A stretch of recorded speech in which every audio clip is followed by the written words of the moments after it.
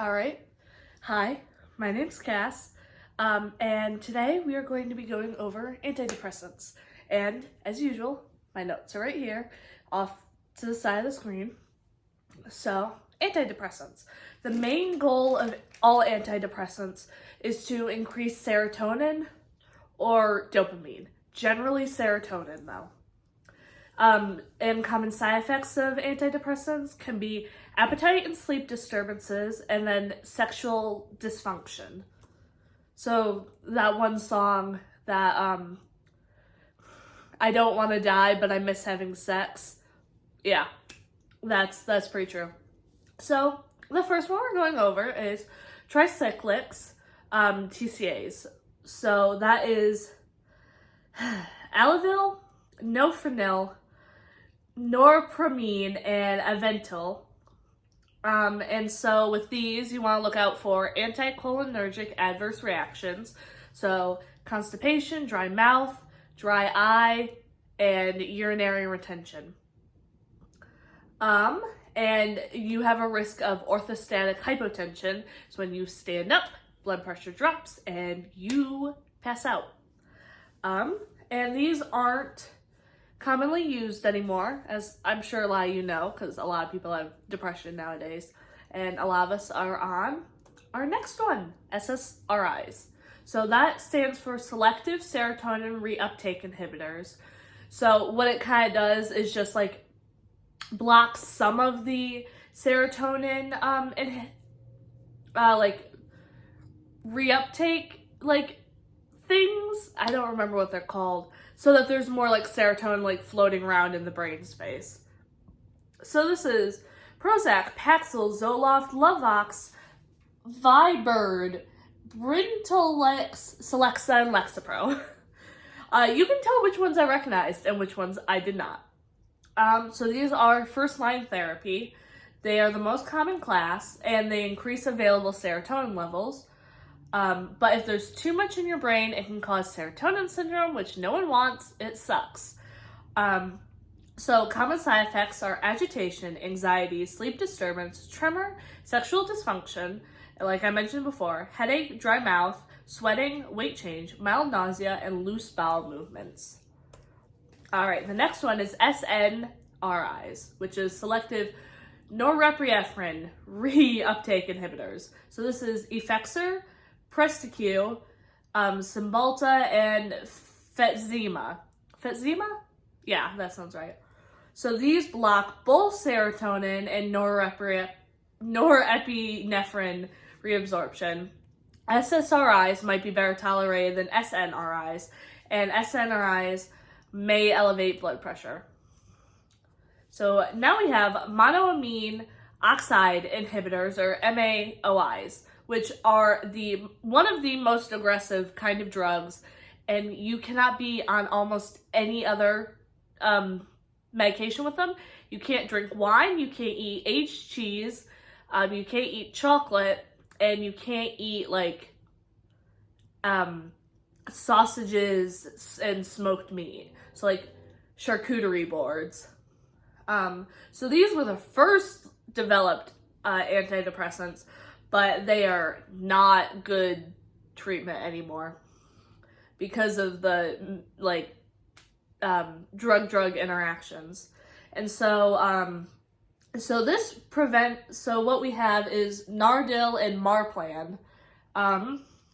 So these prevent breakdown of neurotransmitters. They're the third line in treatment, effective for unconventional depression, and they have a risk of a hypertensive crisis, which is elevated blood pressure, heart rate changes, headache, nuchal rigidity, which I do not know how to explain. Sorry. Palpitations, chest pain, nausea, vomiting, fever, sweating, and dilated pupils. So the treatment for a hypertensive crisis is discontinue the MAOI, administer short-acting antihypertensive, and then cooling blankets and ice packs for severe fever. So drug interactions are CSN stimulants, decongestants, other antidepressants, antihypertensive, anti-Parkinson drugs, and opioids. And so, like I mentioned, you want to avoid tyramine-rich foods, which are the smoked meat, fish, sausages, aged cheese, figs, bananas, avocados, red wine, some beefs, and chocolate. So I don't think anyone wants to be on that because chocolate. So the newer antidepressants are SARIs and NDRI and tetracyclic. So serotonin antagonist and reuptake inhibitors, which is Surzone and Trazodone. So these can cause sedation and dizziness. Trazodone is also hypnotic and can cause orthostatic hypertension. And then Surzone is contraindicated with a liver impairment. So like liver cirrhosis, liver disease, alcoholism. Because alcoholism can cause a lot of liver problems because your liver is what filters the toxins. So if you drink more than, I just did a paper over this is why I'm talking about it like this. But so if you drink more than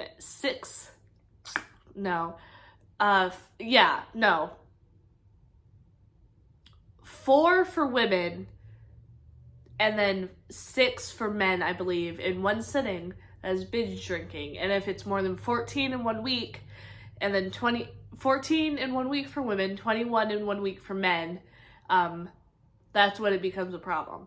So do not drink. I think a good baseline is don't drink more than 5 drinks for both. Actually, no, 4 drinks. We'll go with 4 drinks. I don't drink, so I don't know. And so the next one is the norepinephrine dopamine reuptake inhibitor, which is Wellbutrin. And this is contraindicated in seizure disorders, eating disorders, abruptly stopping alcohol, or sedative use. It can increase the risk of seizure. And then the next one is tetracyclic, which is Rememberon, which is also used for Parkinson's. It can cause weight gain, drowsiness, and dizziness. All right. So this one, Zulresso, is specifically for postpartum depression. It's technically a corticosteroid. It's a Schedule 4 controlled substance, so it's restricted. It's an IV infusion over 60 hours. Continuously pulse ox monitoring, which is like how much oxygen is in your blood. And it can cause excessive sedation. Oh, excuse me. And sudden loss of consciousness. And a risk of increased suicidal thoughts and behaviors. You want to monitor the pulse ox because it can cause hypoxia. And you want to monitor the patient closely. Now we're on to ketamine, which is a Schedule 3 drug. It's a NMDA receptor antagonist, which I don't know what that stands for, and they did not put that down. So fast-acting antidepressant used when other treatments fail, administered over several weeks, tapering down frequency, administered in healthcare settings, 2-hour post-administration monitoring with your blood pressure, especially. It's so IV-infused ketamine is off-label use for treatment-resistant depression, and then esketamine is an intranasal spray, but it's also going to be like in the hospital, despite the fact it's intranasal.